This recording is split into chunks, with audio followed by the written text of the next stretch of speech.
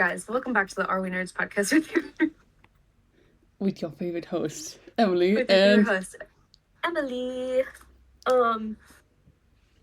I like the idea of like these longer episodes in terms of like longer, maybe not like physically like time-wise longer, but longer in terms of like more in depth, like with like the world. The world, though. I don't know. I just think. Oh wait, hold on.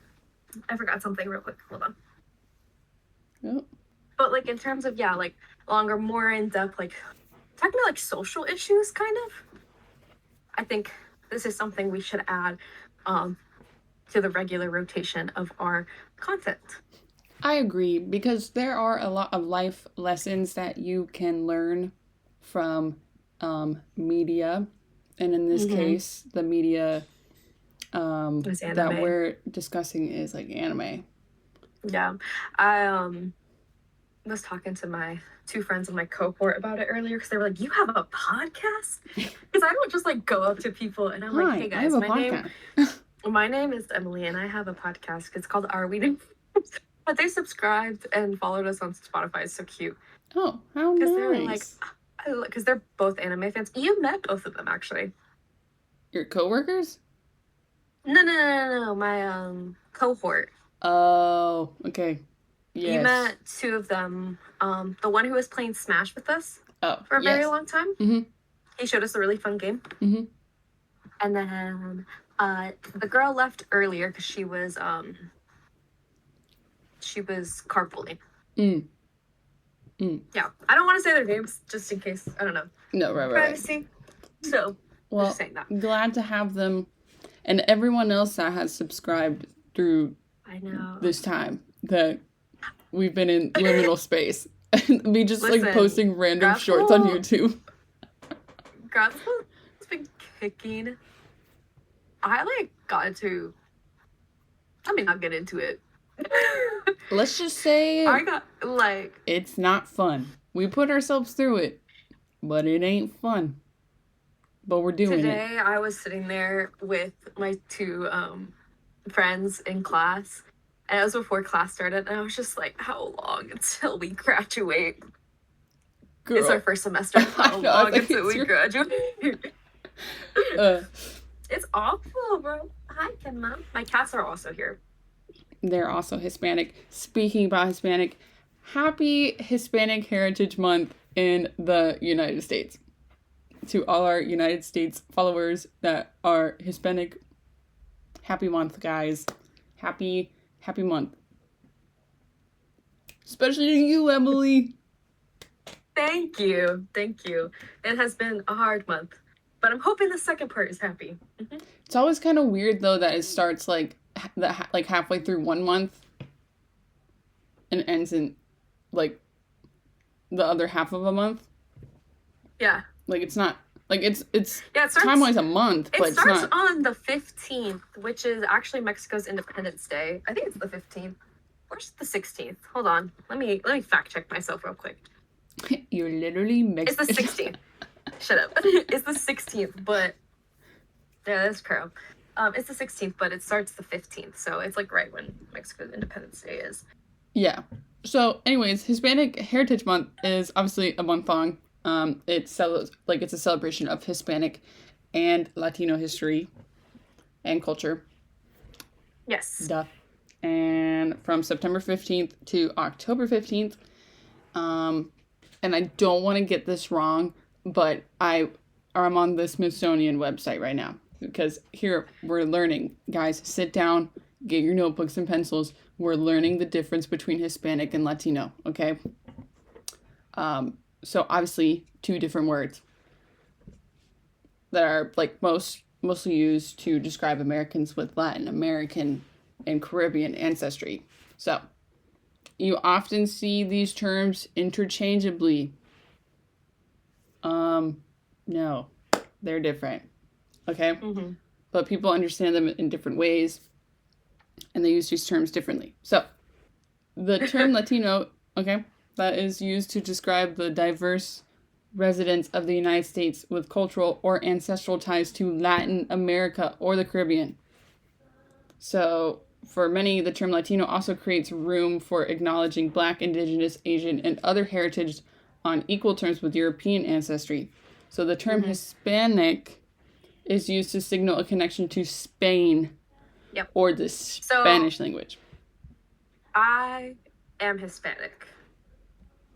I mean, I'm Latina too, but I'm also Hispanic because Mexico was colonized by Spain, and so I have a lot of Spain and Spanish ancestry. Oh, the void. Oh. It's okay, he dropped a seal. I think that's right. You know when it's like you've learned a discussion, like, topic for so long much that, like, you know, but you don't know? Girl, I'm Latina. You're like, I'm me. I don't know. Oh my god, I see Reagan. I've always characterized myself as both. Mexicans are Hispanic. Oh. Because the term Hispanic refers to people with ancestry from a country whose primary language is Spanish. So, like, Brazilians would be Latinos, but they would not technically be Hispanics. Because they're not colonized by Spain. And their main language is not Spanish. It is Portuguese. Portuguese. Which is very similar to Spanish, but it is not Spanish. But this is interesting. So it says the time frame. Okay, so President Ronald Reagan. Boo. But in this case, he expanded Hispanic Heritage Month to a month. The time frame of the month is significant because many Central American countries celebrate their Independence Days within these dates. It's kind of crazy.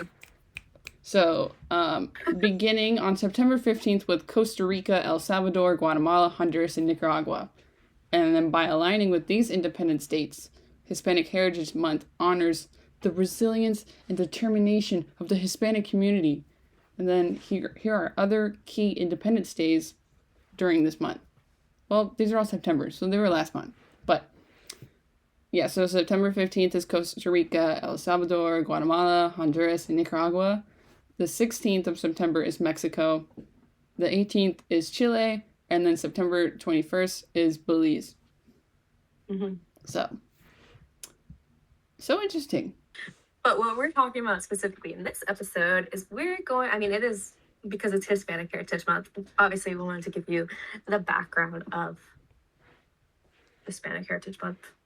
Because it's only celebrated here in the United States. It is always celebrated in the United States, and also your co-host is Mexican. So,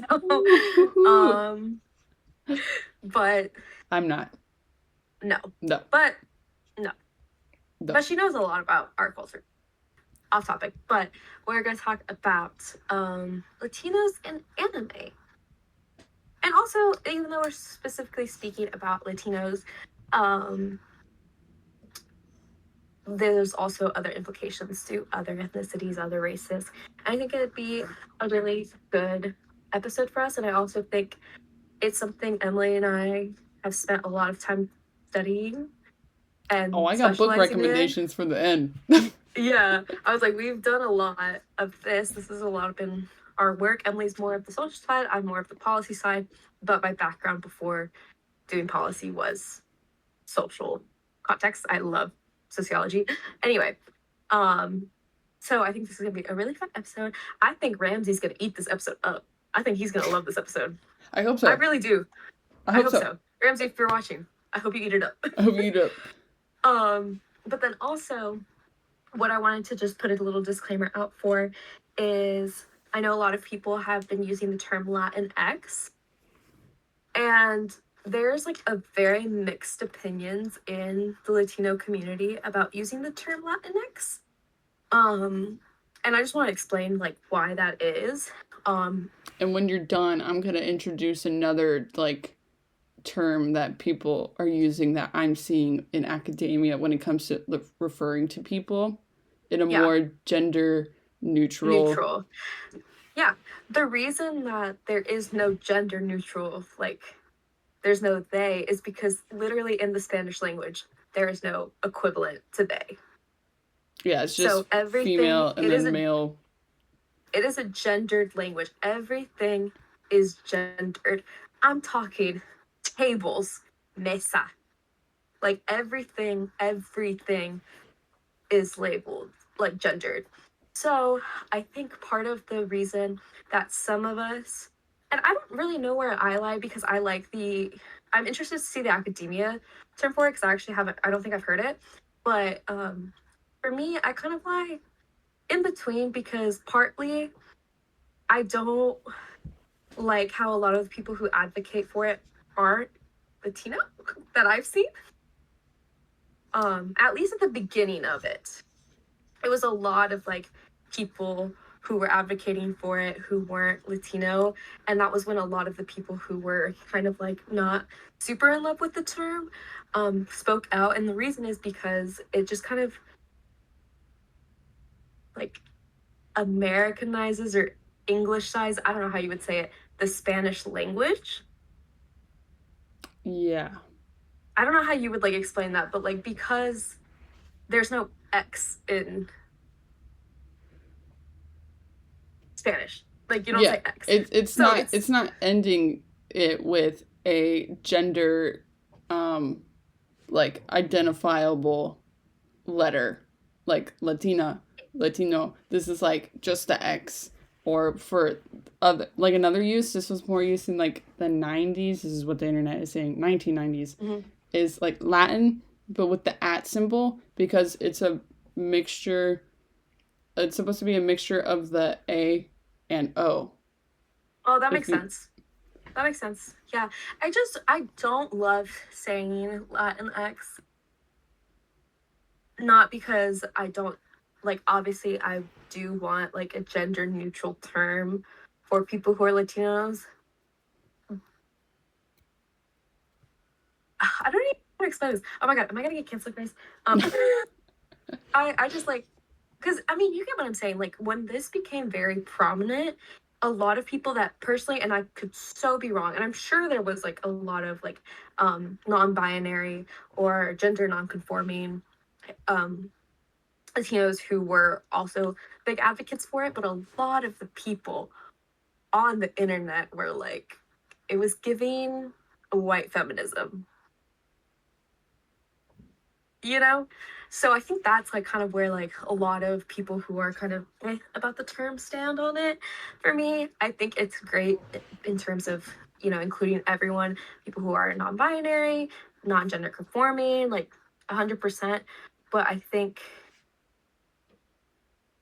because I just wish there was like, I don't know, I don't like adding English to the Spanish language. Yeah, no, literally as a standard term. Literally this AI overview from Google. So they have the ending statement where it's like when choosing a term, it's important to consider who is included and excluded and what the goal is for using that term.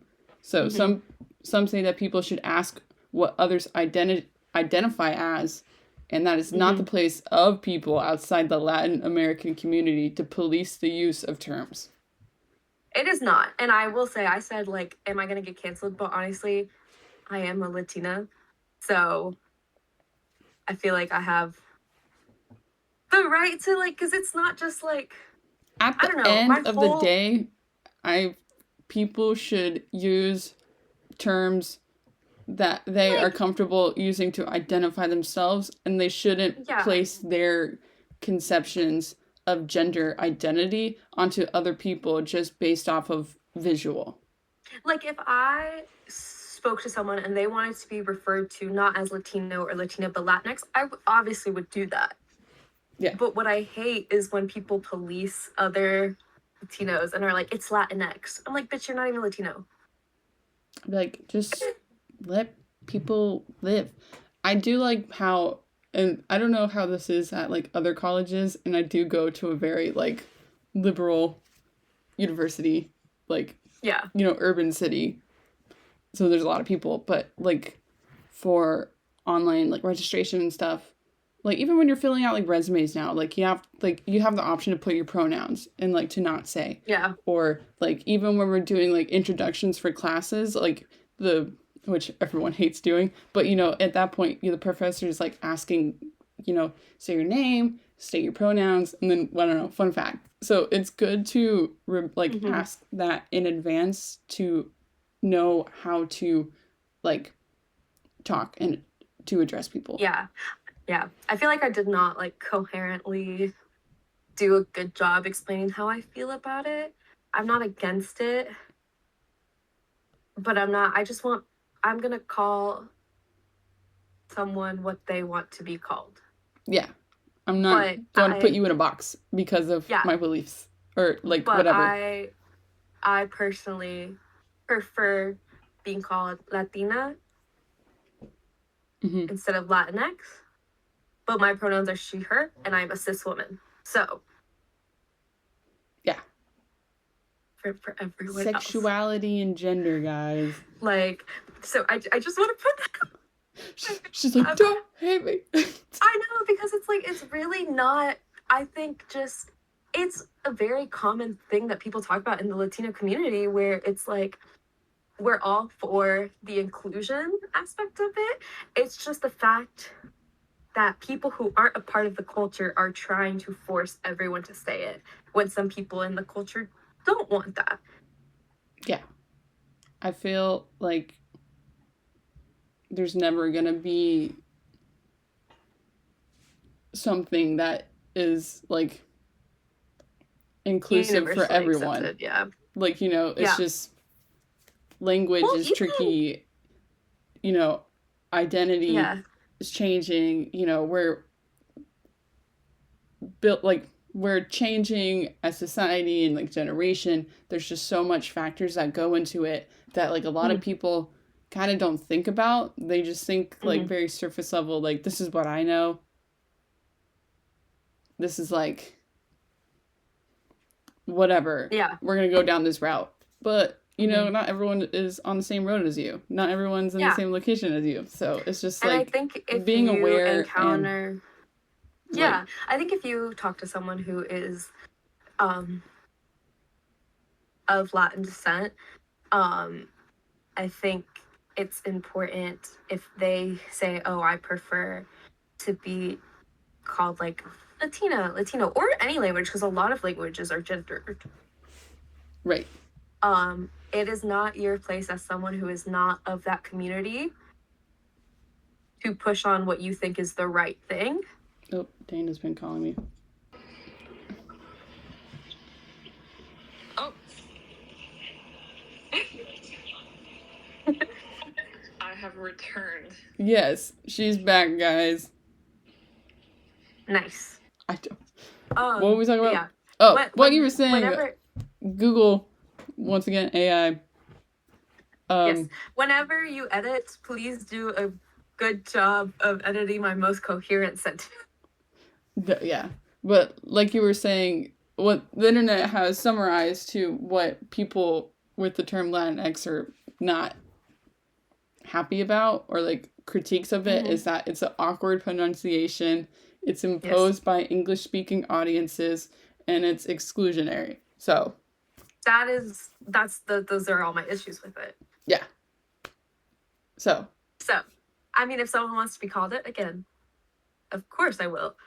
But just as someone who is Latina, those are some concerns I have with that term. This one says that in Spanish-speaking countries, the term, I don't even know how, Latin, with the suffix ending in E instead of O-A. Or whatever. Yeah. I've heard of that.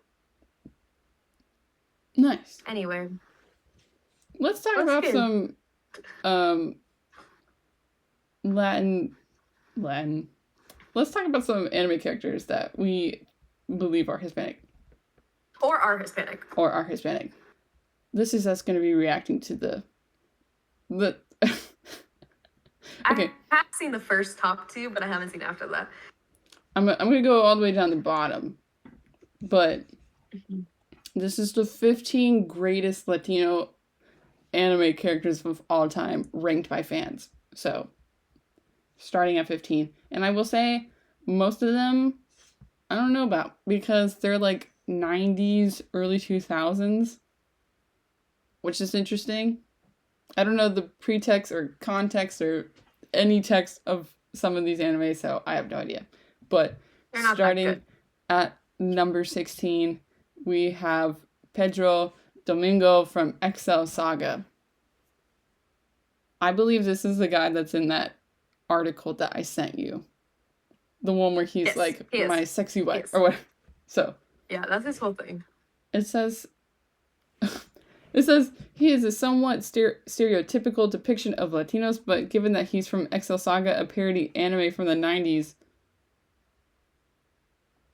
Kuro!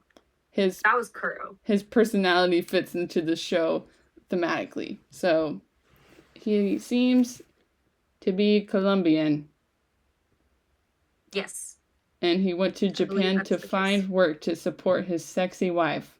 That's her nickname in the series. Oh my god. And his son. And he dies in an accident caused by Excel and is reduced to wandering Earth as a ghost. What the hell? And then eventually I just read the last line. It says eventually he makes his way back home, but his wife has already started a new relationship with their neighbor Gomez. Go off, Queen. I don't know what to say about that, but I don't know. Let us know if you've watched that anime. I have not. And I also haven't seen the second one. Or number 15. This is Juan Diaz, Captain Tsubasa. Tsubasa!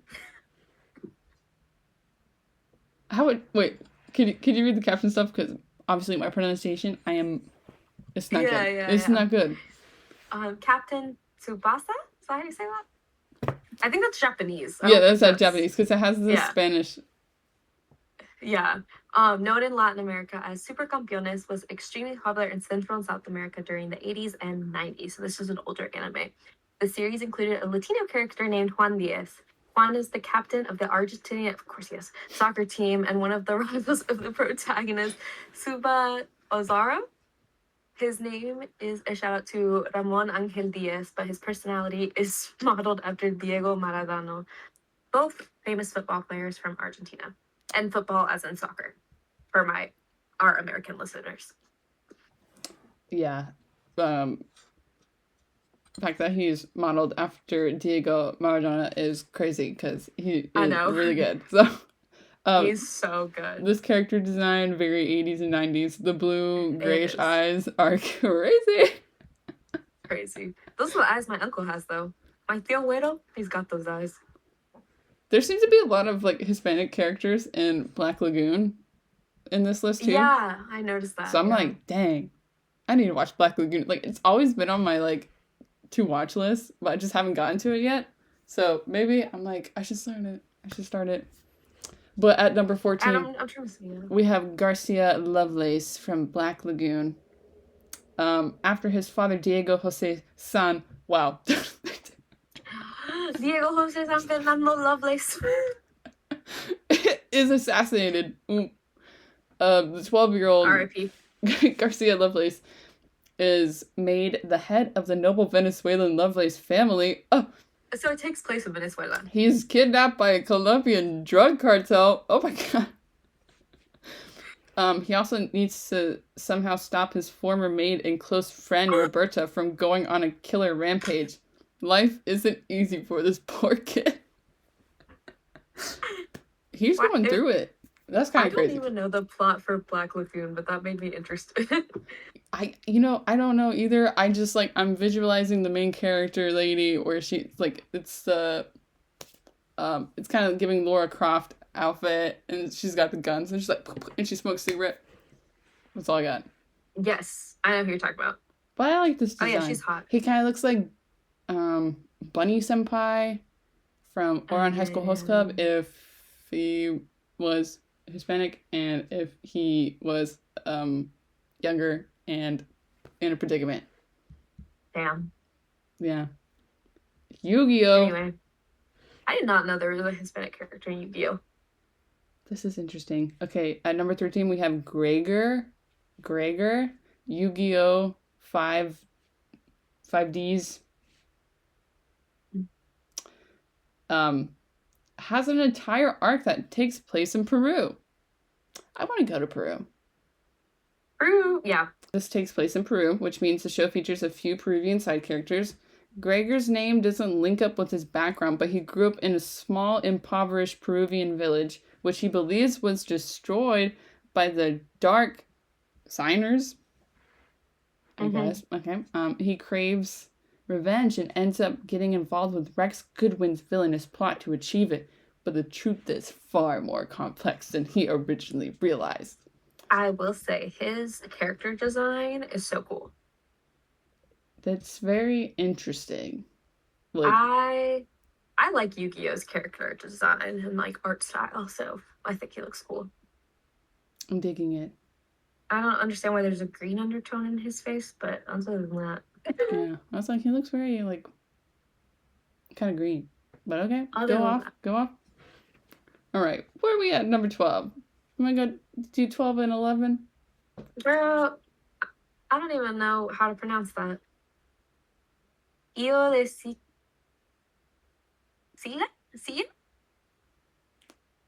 I don't know. From Saint Sia.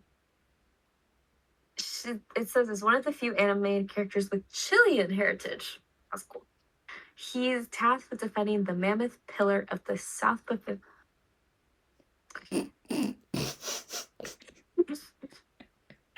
We need to make a bloopers reel. That's what we need to do. The what? He's tasked with defending the mammoth pillar of the South Pacific Ocean, and he uses a huge variety of techniques to do so, including controlling animals and firing off tornadoes at his enemies. Though ultimately defeated, he picks up one of the biggest fights of any character in Saint Sia. I'm digging the fit from what I can see from this photo. It's very colorful. Art, oh my god, so 90s, so Sailor Moon like style. It's kind of giving like indigenous ritual. Yeah, the outfit. Gear or like higher power people. I agree. I do like this. I like this design. Yeah. I dig it. Sorry, my cat. Oh my gosh, and your favorite, number 11. Yeah. Also, if we're not saying much about these animes, it's because we haven't watched them. But we've seen number 11. Or we have seen number 11. 11, we have Leo de la Iglesia from Yuri on Ice. I think it is... What do you have to say for yourself, Kenma? Air jail. Air jail. Stop. Anyway, Leo de la Iglesia from Yuri on Ice, I think he should be hired, personally. Yuri on Ice is best known for presenting a positive representation of queer romance, but it's progressive in other ways as well. While anime often does include American characters, they're usually white. Not boo to white people, boo that they're usually just one ethnicity and race. Right. Not everyone's Anglo-Saxon. Exactly. Here. Sorry. Or, not everyone's like white European descent. Yep. In America. Anyway, Leo de la Iglesia is a professional figure skater from America, I wish. He's also Mexican-American. Me too, guys. His heritage doesn't play a huge role in the series. It's a part of who he is. He just looks so cute. He looks so worried in this photo, though. He choreographs his own routines. I know that. I remember that from the series. Love him. What the freak? Okay. And number 10, we have Carlos Rivera from Ashita no Joe. Oh my gosh. I don't even know. Okay. He is I don't even know. Bantamweight boxer. I've never heard of that. I feel like I'm going to have to watch some stuff. I said that so confidently. Watch me be wrong. I was like, yeah. Anyways, he's a bantamweight boxer from Venezuela who is a kind-hearted but formidable fighter. He initially comes to Japan to help the protagonist overcome his problem with yips. Crazy that I just read that because I literally was talking about the yips today. That's crazy. Loss of fine motor control that impacts athletic performance. Later, his own performance takes a career-ending dive when he endures permanent brain damage in a fight. So what's happening to all these Latino characters, guys? That's not what I thought. He looks so nice. I can't believe that happened to him. I bet he was a good fighter. Literally. Bro, Kenma is literally loafing on the top of my PC right now. I beat him up. He's so cute. Okay, number 9. Lala. A woman in a list, Lala Gonzalez from School Rumble. She is a transfer student from Mexico who isn't afraid to flex her pro wrestling skills on anyone who crosses her.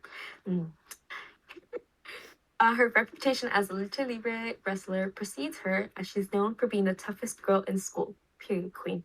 It's revealed in her backstory that she was raised by her father, who taught her wrestling moves, and in order to fulfill her father's wish of making it big, she moves to Japan in hopes of becoming the greatest wrestler. Period. So cool. Women.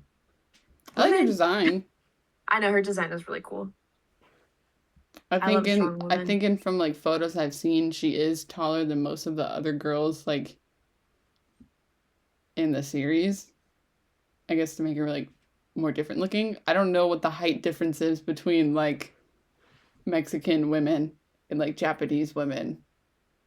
But I'm gonna say most of the like Mexican women that I've been around, I'm taller than them. So, and I'm 5'6", so. Yeah, I was gonna say I'm 5'3", so you know. It's like, what are we gonna do? Ooh. Then we got. Oh, I've seen. Oh, have you seen this? Megalobox. Things. Mm-hmm. Pepe Iglesias, Megalobox. He is a Mexican boxer who. I'm not laughing. Girl, are listeners still here? I don't know. We've been yapping. Are you guys here? Let's do a check-in. Are we okay? Listen, it's okay because your editing skills are great. I hope so. Anyway, he is a Mexican boxer who goes up against Yuri in Megalobox. He mostly communicates in Spanish and is known for using the language to taunt his opponents. Yes, I recall that. He uses Mexican sugar skulls to represent himself thematically. Oh, that's cool. He's a self-assured, talented boxer who knows how to hype up a crowd. Yeah, I mean, I think his character design's really cool. I think the sugar skull, like, mask really just, like, puts it there. Like, I think if I saw someone coming up, like, an opponent coming up to me, like, trying to beat the shit out of me, and, with, like, that, or, like, any skull makeup, I'd be like, I am going to die. Like, I'm losing the match. So, I love the name. Yeah. Pepe Iglesias. Pepe Iglesias. You know, I did enjoy Megalobox. They came out with like a second season. I haven't watched it yet, but I did enjoy the first season of Megalobox. Nice. Maybe I'll check it out. I'm gonna leave number 7 to you.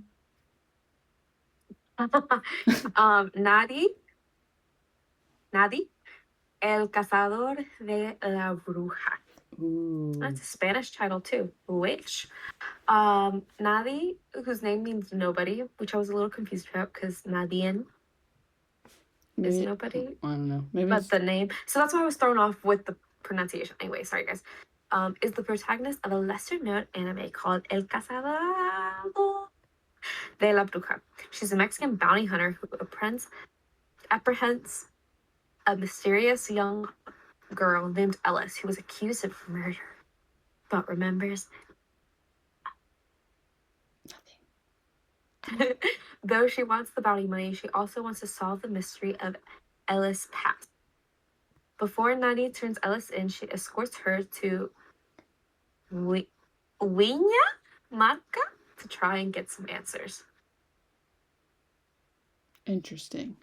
Disclaimer, I do speak a lot of, I'm fluent in Spanish, and I speak it throughout my day a lot because my coworkers are Hispanic, so we speak Spanglish to each other, but anyway, and then I talk to my parents every day who speak Spanish, but I've had class since 9:30. It's currently 10:26, so I'm a little tired, so if it sounds bad, Sorry, guys. But also, I'm a little tired, but I'm having such a good time. I'm having such a good time. Just like this guy. Actually, don't know. I think this dude goes through quite a bit in the show. I've only seen the first episode, but we have a familiar name here from a familiar anime. We have David Martinez from Cyberpunk Edgerunners. So, it says here that all David Martinez wants is to make his struggling single mother proud of him. To make her dreams come true, he enrolls in Arasaka Academy, a school that will hopefully lead to a good job. Girl, me too. Hopefully lead to a good job in a top security company. Maybe not that. And bring him and his mother out of life in the slums of Night City. But his ambitions fall apart completely after an incident with a street gang. Not the street gang. Desperate for revenge, he ends up implanting a piece of Sandevistan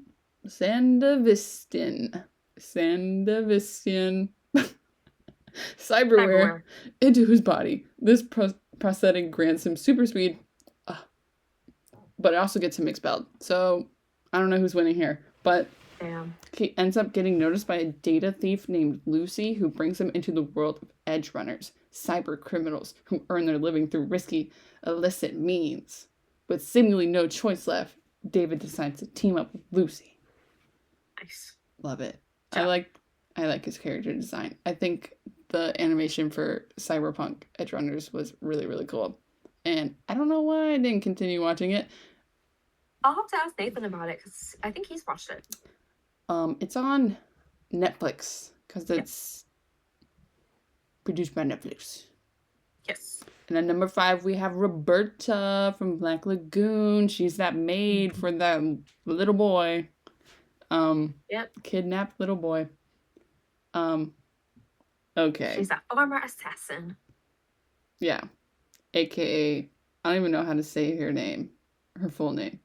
Rosarita Cisneros? Her first name is Rosarita. That I'm confident. Anyways, she's a former assassin to FARC. Sorry.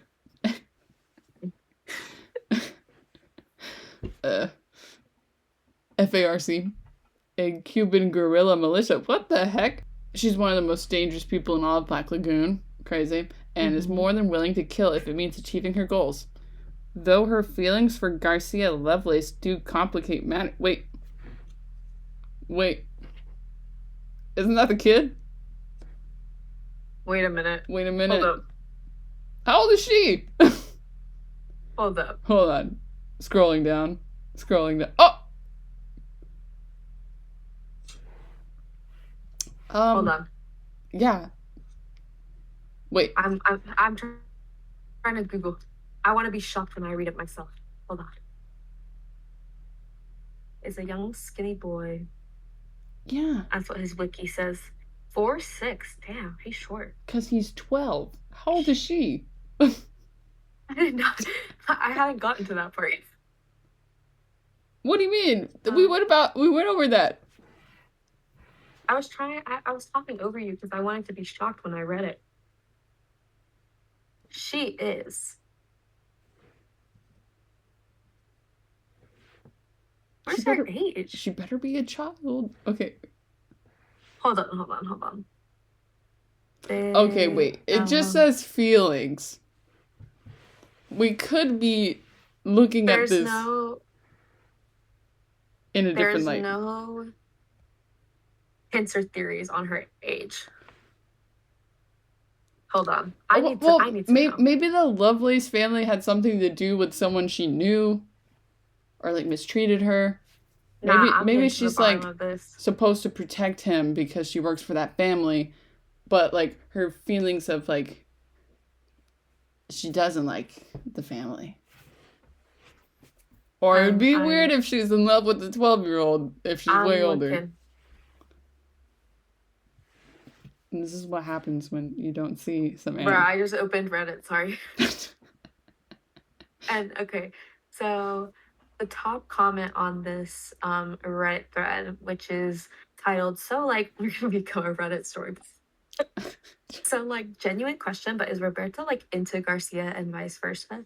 I don't know. What's the deal with their relationship? This was 1 month ago. And the top comment is Roberta definitely doesn't love him romantically. Okay. Garcia, though, I mean, he did pounce on her. I like to joke around and say that moment was a result of him hitting puberty since he turned 13 the second time we see.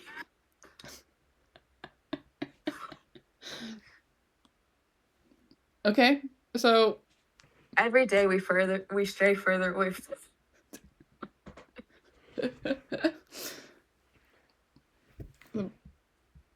moving on. Number 4. Anyway. Number 4, we have Ricardo Martinez from Hajime no Ippo, another boxer, but he's a featherweight boxer whose fighting style has been called the immeasurable and otherworldly. That goes hard. Not gonna lie. That does go hard. He got a mustache? Design goes hard too. Yeah, okay. You could get it. By other characters in the series, that's what they refer him to, or his fighting style. He's a quiet man of Mexican origin who's one of the most formidable opponents that... Hold on, guys, I gotta lock into this name. Pardon.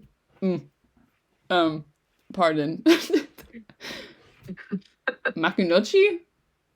Mm-hmm. Ippo. We're just gonna go with that. I'm sorry if I say that wrong. I apologize. Anyways, Ricardo, he is renowned for his skills both in his home country and abroad. You know, period. If you're gonna be good, be good globally, internationally. Mm-hmm. Be that you can do number 3 because I want to do the top 2. I'll give that to you because it's your month. Thank you. I told Nathan, I was like, guys, it's Hispanic Heritage Month. You're like, what are you gonna do for me? Literally, every day. And he's like, he's like, exist for you. He's like, so what are you doing for me for Asian Heritage Month? And I said, well, I do want to watch this one. This has also been on my to-watch list, and I just never got into it. Yes, I agree. At number 3, we have Michiko Malandro.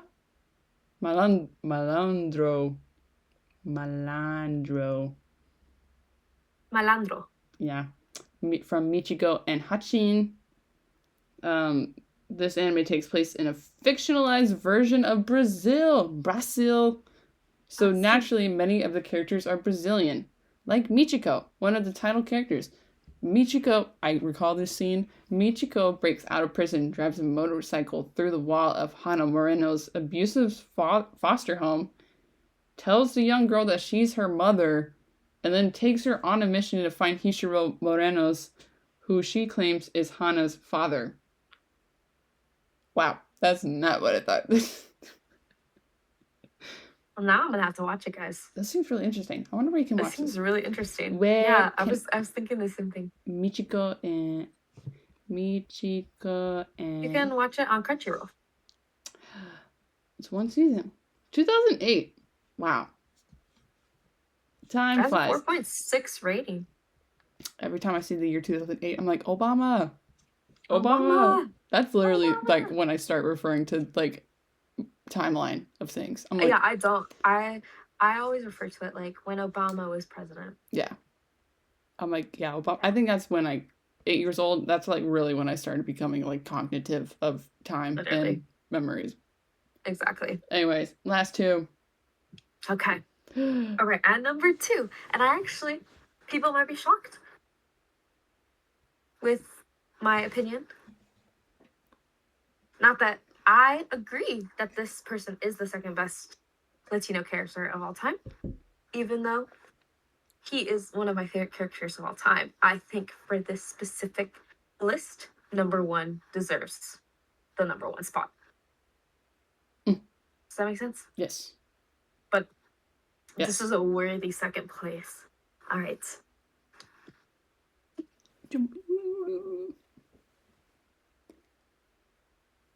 We have Monkey D. Luffy from One Piece.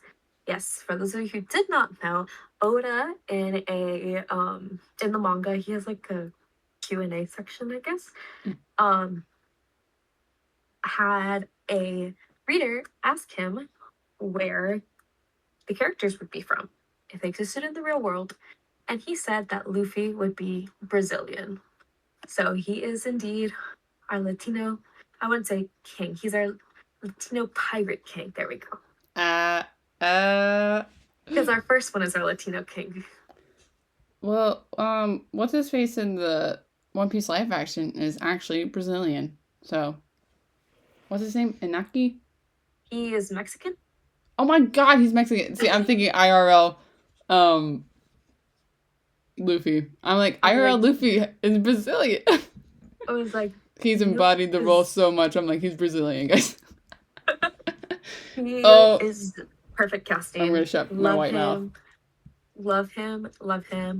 Our Latino king being the lead of One Piece, as he should. Say what you gotta say. No, I don't have anything to say. I gotta shut my white mouth because I'm saying wrong information, so keep going. Okay.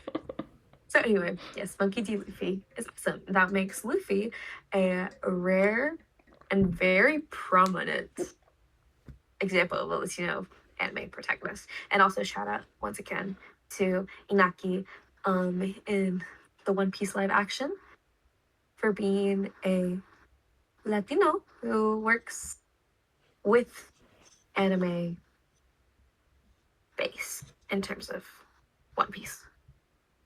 Thank you. You're super cool. Thank you, Luffy. Thank you, Luffy. Thank you, Captain, my captain. No. And number one, and this was the first person when we were like, let's do a Latino, like Hispanic Heritage Month episode. This was the first person I thought of because he's my Mexican king. We have Sado from Bleach, or Sado. Chad. We have Chad. We got Chad. He is one of the main characters in Bleach. He is Ichigo's classmate, and he's also in the arc after Soul Society arc, before Thousand Year Blood War arc. He's like a main focus in that arc.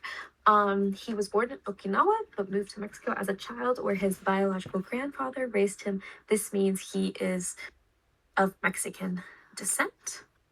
During his stay, his peace-loving grandfather taught him how to be less aggressive and how to focus on helping others instead of harming them.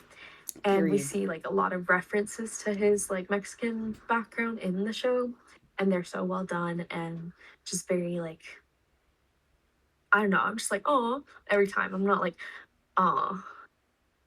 It's not giving like stereotype. It's giving normal. Chad. So I do love Sado, and he is also one of my favorite Bleach characters. I think he is very underrated. I love his character design. We love Chad. I should have gotten that Funko Pop. I think he's hot too. Yeah. Obviously not as a high schooler. Chad Bleach.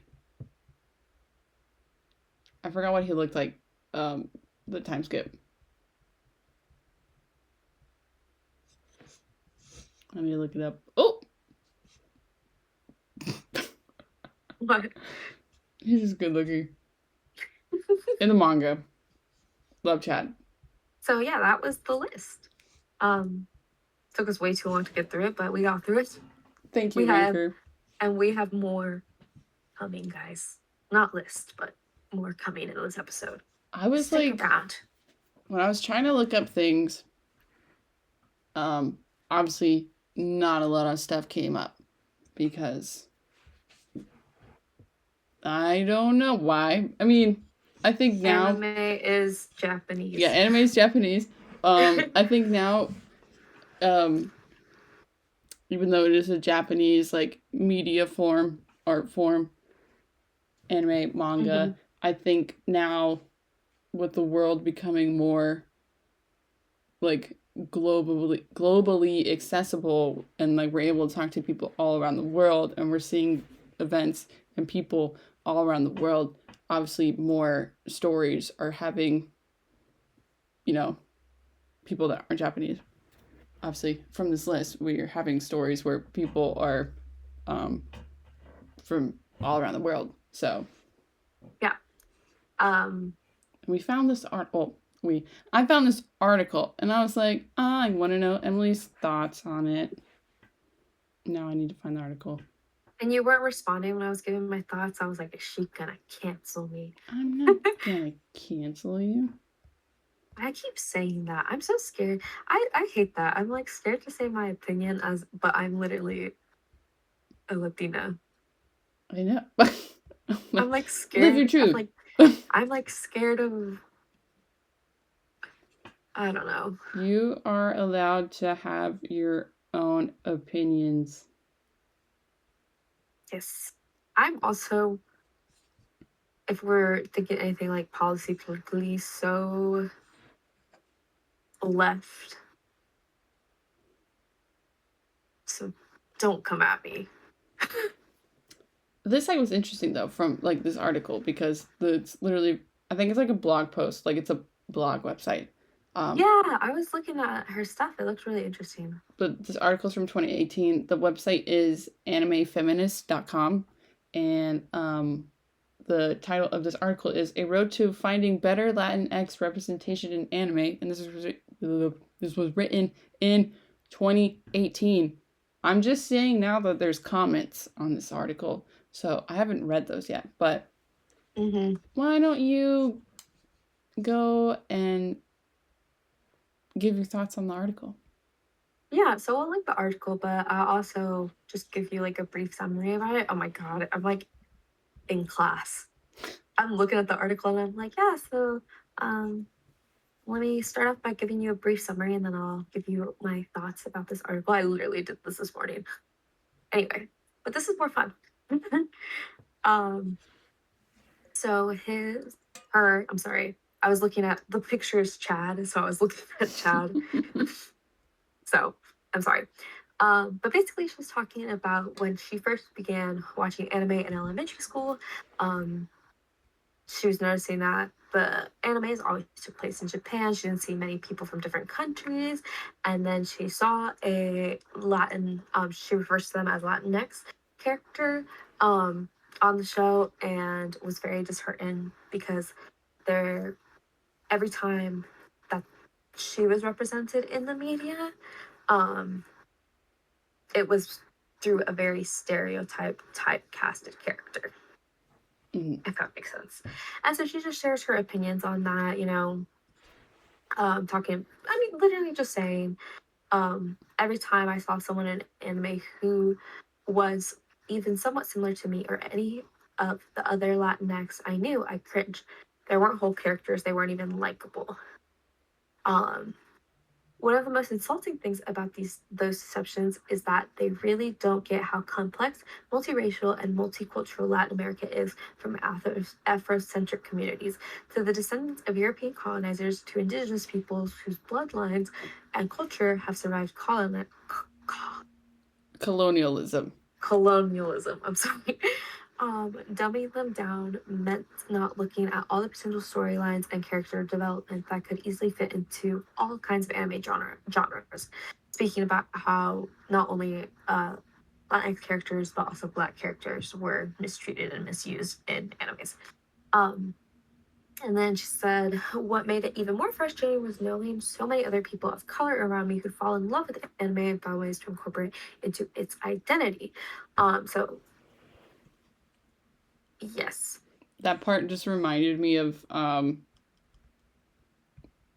when the Dragon Ball mangaka died, Akira Toriyama, and I was like, you know how crazy like Latin American country, not crazy like in a bad way, but I was like, you know how like respectful and like time and effort they put into like doing memorials for him. I was getting those all over my TikTok. I was like, people in like Mexico and like other like Central and like South American countries were having like these huge like memorials and like processions and like stuff like that for like the Dragon Ball creator. And I was just like, you know how it's just like, you know, all the like Hispanic kids that I know, they're all just like, yeah, I like grew up watching Naruto and like Dragon Ball. Like it's like those two are like one of the main starting points for them. And I'm just like, it was because, you know, it's easy to access and I'm sure like in those countries they're showing them like how we had Toonami or something like that. I'm sure they had their own thing where it's all like Spanish dub of these shows. So it's just like obviously in a international like aspect, you have these communities that are like all different, coming from all different backgrounds, all ethnicities, nationalities, cultures, watching these shows. And like obviously if it's a platform that you love and like you're like I love anime and stuff like that, you'll probably like eventually feel or like, oh, it'd be cool to see a character that looked like me in these shows. So I get like where she's coming from like her perspective. No, and I definitely agree with her in terms of like the stereotyping and also, I mean, wanting to see people who look like you on their screen. And I completely agree with her on that. I just have some like points that I think are important to add. So again, I think that author definitely makes good points, and I can like personally, through my own experience, understand why she's felt that way. And I don't know, this could be like a privilege of mine to like have our social science background, and also like my international relations background, history background, knowing kind of not just looking at like recent times, but like looking at the full picture, if that makes sense. Yeah, I mean, I would say that education is a privilege to have access to looking into these social issues, or even having the knowledge of understanding and having the time, because time is also a privilege, the time to look into this information and like, you know, dissect it and then like critique and add on information, you know, stuff like that. So I would say that it is a privileged take, but not in a condescending, like I overpower you because I have this level of stuff. You know what I mean? Exactly. And obviously I think the author is so intelligent. The writing style I loved. It was so easy to read and kept you engaged the entire time. So I really like that. But I'm just speaking specifically from the social science background, education background that I have. Even though I agree with her points, the main thing for me is a lot of these animes too that have been listed on like major lists of like best Latino characters are from animes that were in the 80s, 90s, early 2000s. You know what I mean? And so I think we need to look at where we were in the world at that time. You know, we didn't have the means of communication that we have now, or as widespread as we have now. And there wasn't, I was gonna say, I forgot. Anyway, but not saying that where we were and racism, stereotyping was more normalized, but I think a lot of these things in the animes that people point out that they don't like about Latino characters are micro things, small things, like in terms of like stereotypes. Like when she was pointing out Lala being loud. Yeah, or stuff like those little things. Yeah. Like those little things. Does that make sense? Yeah, I mean, I still think those are stereotypes that are carried on in today in shows. Because where was it? I just had the paragraph. And she talked about it too, that like thanks to like, you know, library searches and steady access to the internet, that she began to find characters from other cultures. Yeah. You know, stuff like that. So like it wasn't hard for her to like find stuff because, you know, she did at this point like have access. But I mean, I think like, and you were agreeing with this too, like her portrayals that she looked up of she's using Latinx people, so I'm going to continue with that. But like portrayals of Latinx people, I would say these are very common stereotypes that are usually put onto Hispanic people and like Hispanic women, especially, like, you know, the loud, you know, like in your face, you know, and sexualized at that point. That's a very like 100%. huge thing that happens with like Hispanic women, that they think that, you know, if you have these certain characteristics, like being loud doesn't mean like I'm open to someone coming up to me and like trying to hit on me, or like, you know, being an extrovert does not open someone to like be all up in your business and like, yeah, you know, that type of stuff. So yeah, yeah. I hope I'm not doing a good job articulating anything right now. I'm really tired, but I hope you guys, Emily's doing a really good job of taking what I'm saying and explaining it, so thank you. It's just we have the privilege now to like look at past animes, and like it can any form. Even here in the United States, there's lots of stuff where like people will talk about, or you'll watch like old shows, old comedy shows, and you're like, oh my god, I can't believe like someone in the 90s or 80s was like allowed like to say that. Yeah. Or, you know, I was watching this movie for my first class because I'm taking a feminist and queer theory, and in the movie it was showing clips of like Eddie Murphy in the 90s, like his comedy show, and it was stuff that he was saying about like transgender people, and I was just like appalled watching that, because I was just like, I can't believe he's like just saying that openly, saying something like that about like human people, like about people. These, like, that's just so crazy. So it's giving that type of thing where these stereotypes that are portrayed on people are something that it was embedded in society. People view it as common, like, oh, it's okay to do this, or like, you know, especially if it's like a kind of show like Family Guy or like American Dad, that type of stuff. People were like, we're okay with that. And I think where we are now in life, obviously people have their opinions, and those type of shows or comments or things like that do more harm than good, but we're never going to be at a point where people can agree. It's always going to be agree to disagree, or it's like, you know, you have two different spectrums, I think.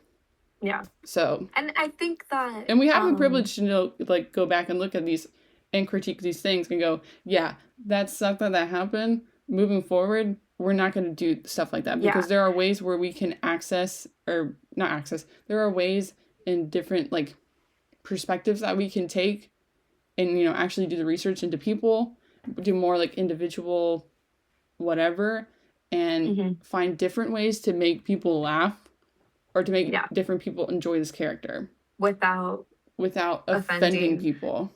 Yeah. And it's like literally, I think as Japan has grown more in terms of like, I mean, it was always big on tourism, but like how anime has grown more, anime has become, yes, it's Japanese, but it's become a global phenomenon. It blew up in 2020 in the US. Like blew up. So I think as it's become even more global, and yes, it was always global, especially like I grew up watching Naruto, I grew up watching Dragon Ball, but I do feel like it became to a larger scale because, you know, now we have more resources, like we have these streaming services that are worldwide, that different people can access, and you can see and watch things from different cultures, and you learn and meet so many people from different cultures, and that's how you grow. And I think that's how a lot of it has like is more relevant now that we're seeing better writing for not just Latinx characters, but also just any character of color, any character who's not Japanese. When it is like a Japanese cast, because, you know, sometimes they'll be Japanese, like in Attack on Titan, they were German, but, you know. But like he put the research into like character design, like environmental design, you know, Mm-hmm. and it, like even in Attack on Titan, the whole story itself is like that type of like Yeah. trauma or like world building like happens around the world. It's not just something that's like historically Japanese or like Yeah. from like a Japanese perspective on No. stuff. And I think No. too, like anime studios now, I could just be talking out of my ass, but like I don't know how much like internationally animation studios were made up back Oh, and then. now Like it's seeing just like Japanese, but I how, feel like a lot of people now around the world are able to collaborate or like work in these studios and like make anime, you know? So yeah, it's like it's an art form, it's a media form that originated in Japan, but as we have progressed as a society, as we've had access to more knowledge, more people, I think it definitely has gotten better. And we've seen like just what people are as people and not as their stereotypes in like the more recent animes. I would say like most of these are again from the 90s, early 2000s. I think when did Bleach come out? mm, I know it was the 2010s, it was still around, but I don't remember when it came out. well, if we're gonna go based off a character, we'll see He's the introduced from manga. the, yeah. 2001. So that's pretty good. I Okay, mean, yeah. So yeah, it's early 2000s. So I do also think that while it was the norm, and we should consider it as the norm and not say that people can't grow, because I think when that is your norm, you don't know better. And now that there's more access to things, we hope these people can grow. And if they don't, we hold them accountable. I'm just thinking now because like later on this article, she does talk about like good depictions Mm-hmm. of Latinx characters. So obviously, it's people that were in the list. So we have Leo de la Iglesia from Yuri on Ice. He was just so Mm-hmm. cute. You know, we got Chad, and I totally forgot about Maria, like the kid from A Silent From Voice. Sad I was Voice, like, yeah. you're so right. But now I'm thinking too, what like way more recent ones that do well with Hispanic depictions of people, Aoashi, Yeah. because soccer or you know how British people football whatever, the beautiful game is an international sport. It Players are is. heavily influenced by Latin American players. There's a lot of great ones, and I think Aoashi does a really good depiction with Hispanic characters and Blue Lock. I I think also think if you're just looking beyond just Hispanic characters, if you're looking like I think these studios that did what they did for Hispanics did it for all people who are minorities here in the US. So like what was I saying? So oh yeah, so like, you know, gay rights, LGBTQ plus like the depiction of the queer community. There are animes now that are doing such a better job. I think Skip and Loafer is a really good example. The main character is Guardian. I don't remember the pronouns and I don't want to get it wrong. Um, but their guardian is trans. right. Yeah, I think um, with anime becoming more accessible and more popular, I think that it's going to just move forward more progressively. Mm-hmm. So, and I would love to see more Latin American characters later on in shows or like even original um, animes. I think that'd be Mm-hmm. really cool. Yeah. Um, I I love most of the shows that I knew about. So like Yeah. You're Nice. I love You're Nice. So I mean, just like kind of like And conclude off of Chad. that last point. I think it's as we're growing, you know, people are doing better, and that's great, and that's something you know, that we should acknowledge. I think you do hold people accountable for their past actions, but you also see how they grow. Because one act doesn't mean that that is going to be a great depiction of the person as a whole. So we can definitely see how they've grown. But we also should give recognition to the people who have been doing it right since day one. And the example I have here is Kubo, the mangaka of Bleach. Chad is like literally introduced in the first chapter, I think, or the first couple chapters. Yeah. He's introduced like as a fellow student. I think it like later on when he develops more of that like power that he has, like it goes more into his like, backstory. Yeah, when like him and Orihime both were joining Ichigo. Yeah, like during that stuff. Yeah. He's done a great job with Chad the entire time.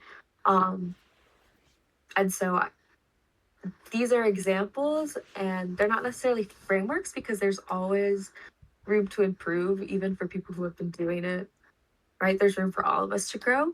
But yeah. Sorry, I was like, he has such cool, like, moves, like, names. And I forgot. La Muerta. But yeah. Also, the espadas, I think that's more, like, Spaniard influence. Yeah, I think it is more Spaniard influence. But the music was so good.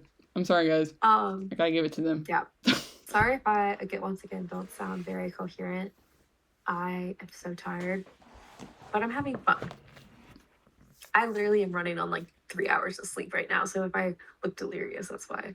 I have book recommendations, and a lot of these are sad. But I think good reads to do.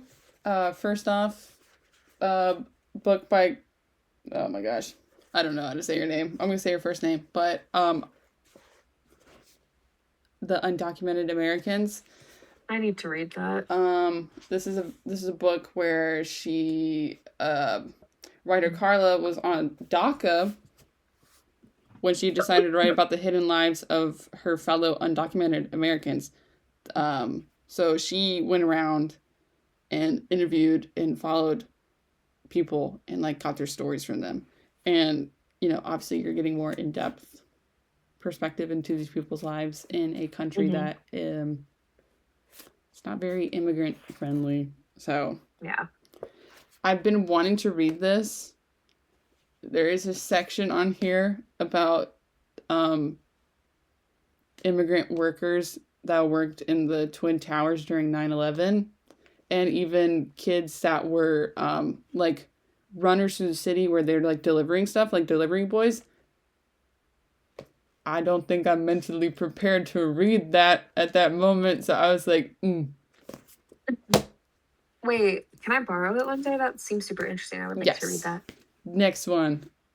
I'm very heavily influenced by Leo Chavez and his book, The Latino Threat. This is kind of part of, like, my thesis.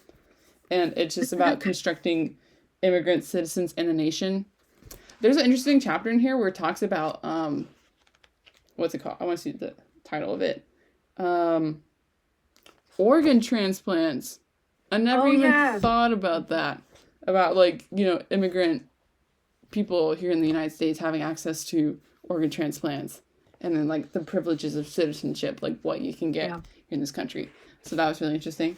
This goes more into, this is not just like Hispanic immigrants, this is immigrants in general. This is called American Arrivals. So anthropology engages the new immigration. This is just a bunch of chapters or like essays in a book. And I'm trying to see the chapter. Can you guys tell that she is about to get her master's in anthropology and her thesis? Right. This is my thesis. There's literally a chapter in here, Becoming American, Immigration, Identity, Intergenerational Relations, and Academic Orientation. I was like, this is my holy grail. But this goes into everything. This is also a really good book. Yeah. This one is about sex tourism in Brazil. It's called Gringo Love. I like this one because shapes and colors. It's a graphic novel. Well, you learn a lot, so it's really interesting. And it follows sex workers in Brazil during the 2016 Olympics. And I'm just like, dang, sex tourism? It's crazy. Crazy. I didn't know much about it until you read that. It's a good book. Mm-hmm. This one is called Race and the Brazilian Body, Blackness, Whiteness, and Everyday Language in Rio de Janeiro. I believe this one goes more into like how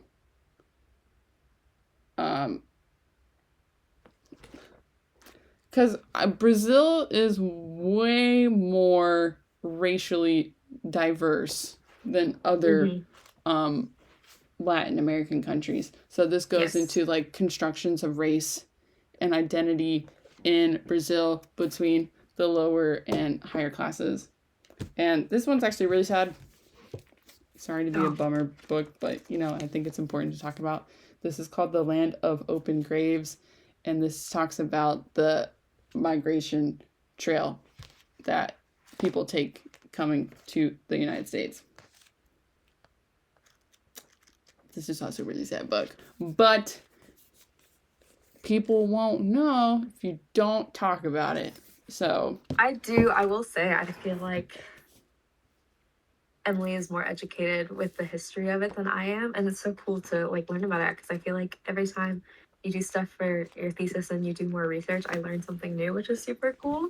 So yeah, it's crazy. I am going to be hopefully interviewing you soon for my thesis. And, oh my god. I'm scared. Anyways. Misha's looking at me like, what the hell? Oh, this is Misha, by the way. I don't think Misha has made an appearance in the podcast yet. This is my roommate's cat. Hi, Misha. Okay, bye, Misha. No, I'm just trying to cover his booty. But anyway, those are good recommendations. Yeah, I need to find an audiobook. I've been into audiobooks recently, so maybe some of the books you've recommended would be an audiobook, because I get audiobook through my school, so. Oh, nice. But yeah. I have to go because I have to pack.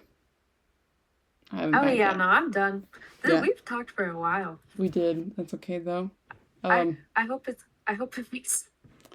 I hope you guys enjoy this. I feel like we did a great job. Hopefully informational. I hope you guys like this. We'll eventually be back. It's a play-by-play. It really just depends on the time and like our schedules. Yeah, I had a really big like deadline due, so I was like, oh my god. So I was doing that, but I tried to at least post TikToks, because I'm like, that takes me like maybe 5 minutes. Dude, I've been trying to think of TikToks, but I can't think of them naturally, or forcefully. So when I just think of one naturally, I film it right then and there, and it's not even like that good, but I'm like, I'm gonna post this right now so I don't forget. That was me with my Gojo TikTok the other day. I enjoyed that. I miss Gojo. Thank you. I miss him. But yeah, we'll catch you guys later. Obviously, if you want to keep up with us, not through YouTube, because we're kind of somewhat here, you can follow our Instagram and our TikTok account. We're more on there, so that's all. But we're gonna do our best to be on here as well. Yeah, that's all linked in the description below. Much love to you guys. Thank you guys. There we go. Happy Hispanic Heritage Month. Wait, I have a cute. Hold on. Oh no, here it is. I got this at work. That's so cute. I have a La Borracha thing up here. I was going to wear my Mexico jersey, but I couldn't find it. My Mexico jersey's at my parents' house. And they're not good anymore. Sorry, guys. It's not a hot take. I don't think so. But we'll still work for them. Yeah, still work for them. Culture. Because that's what you do. Anyways. Peace.